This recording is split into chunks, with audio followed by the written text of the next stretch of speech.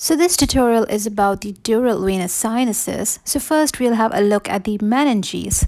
The dural venous sinuses are the channels within the layers of the dura mater.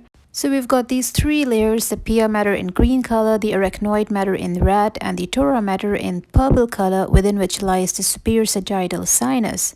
The superior sagittal sinus runs at the top of the midline that separates the two cerebral hemispheres. So here I've dissected this model to have a deeper look at the superior sagittal sinus. Near its posterior end, it drains into the confluence of these sinuses. So we've got a superior sagittal sinus, the straight sinus, and the occipital sinus.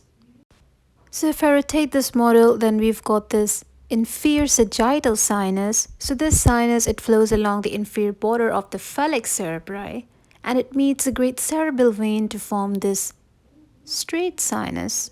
So I've zoomed this model a bit closer to have a deeper look at this straight sinus that's formed by the inferior sagittal sinus and then this great cerebral vein.